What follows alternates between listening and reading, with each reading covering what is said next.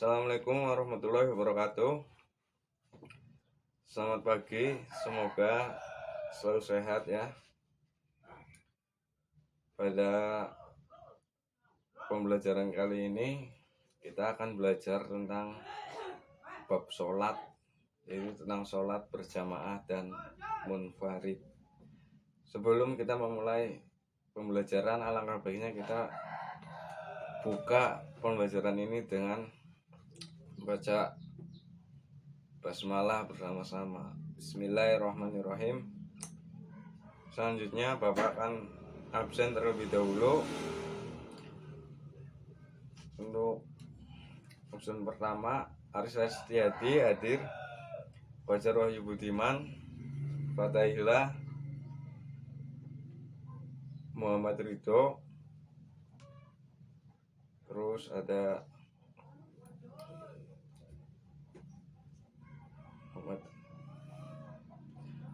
Muhammad Azikri dan Mbak Meli Agustin. Hadir semua ya. Nah, setelah sebelumnya kita kan sudah belajar tentang bab sholat. Saya ingatkan lagi bahwa sholat adalah suatu ibadah yang diawali dengan takbiratul ihram dan diakhiri dengan salam. Nah, sekarang kita akan belajar tentang sholat berjamaah dan munfarid.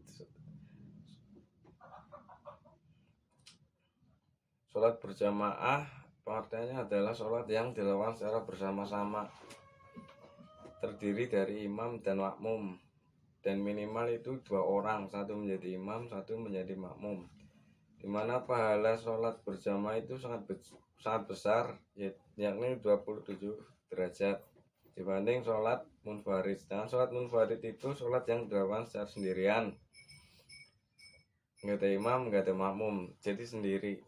Untuk tempatnya, kalau sholat berjamaah biasanya dilakukan di masjid, tapi nggak selalu harus di masjid jika keadaan yang tidak memungkinkan, seperti di daerah tersebut nggak ada masjid atau musola, atau terjadi hujan lebat, atau sedang dalam perjalanan, kita bisa untuk sholat berjamaah di tempat-tempat selain masjid. Contohnya ketika hujan lebat, misal kita bisa sholat berjamaah bersama keluarga di rumah, atau ketika berkendara pun, naik mobil atau naik bus, kita juga bisa sholat berjamaah di dalam kendaraan.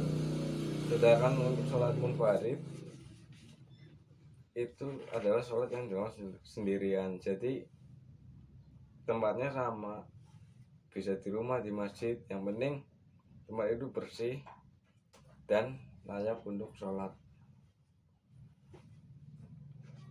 Tata caranya gimana? Nah, sebagaimana hadis Rasulullah adalah shollu kama ra'aitumuni sholli, sholatlah sebagaimana kalian melihatku sholat. Sebenarnya tata caranya sama dengan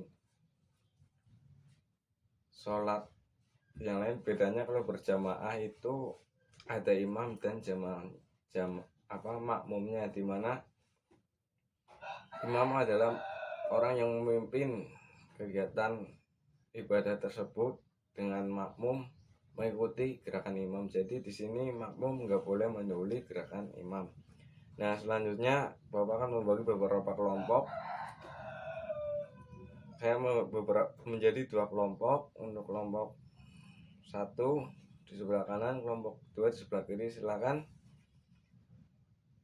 anak-anak mendiskusikan tentang sholat berjamaah dan munfarid. Nanti setelah diskusi, setiap kelompok mempresentasikan hasil diskusinya ke depan, dan ketika salah satu kelompok sedang melakukan presentasi, kelompok yang lain bisa menyimak ataupun memberikan saran, kritik, atau mengajukan pertanyaan. Nah, silakan kelompok 1 maju ke depan mempresentasikan hasil diskusinya ya. Dari kelompok 2 bagaimana, ada tanggapan atau ada yang ditanyakan? Jika tidak, silakan kelompok 2 untuk mempresentasikan hasil diskusinya. Untuk kelompok 1 mohon diperhatikan, jangan main sendiri. Ya cukup. Gimana dari kelompok 1, ada yang ingin ditanyakan atau mau menanggapi atau menambahkan? Jika tidak, selanjutnya kita membuat kesimpulan bahwa sebagaimana yang Bapak jelaskan di awal tadi, sholat jamaah adalah sholat yang dilakukan secara bersama-sama, terdiri dari imam dan makmum. Minimal boleh dilakukan oleh 2 orang. Sedangkan sholat munfarid adalah sholat yang dilakukan secara sendirian. Perbedaannya yaitu tadi, dilakukan bersama-sama dan dilakukan secara sendiri.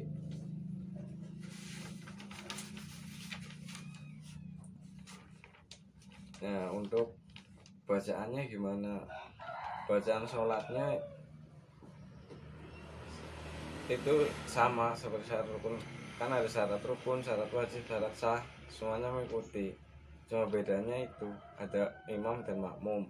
Dan untuk imam juga harus memperhatikan makmumnya, jadi jangan terlalu memanjakan bacaannya atau bagaimana, karena kita melihat kondisi makmum, jika kebanyakan orang tua atau anak kecil, alangkah baiknya kita sebagai imam memendekkan bacaan seperti membaca surat-suratan pendek juz 30 atau beberapa surat yang panjang, mungkin hanya 1 atau 2 ayat.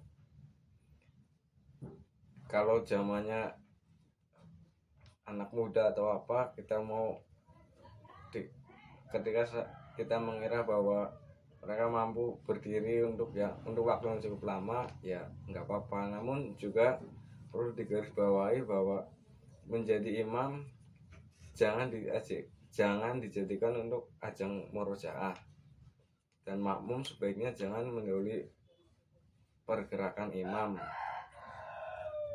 karena itu termasuk berdosa dan mengurangi pahala sholat. Nah, di akhir pembelajaran ini silakan anak-anak untuk merangkum apa yang sudah kita pelajari hari ini dan mencatat poin-poin penting terkait sholat berjamaah dan sholat munfarid. Nah, ya waktu udah habis, ini sudah lebih dari 7 menit, jadi kita tutup pembelajaran ini. Sebelum kita tutup, mari kita membaca hamdalah bersama. Alhamdulillahirrahmanirrahim.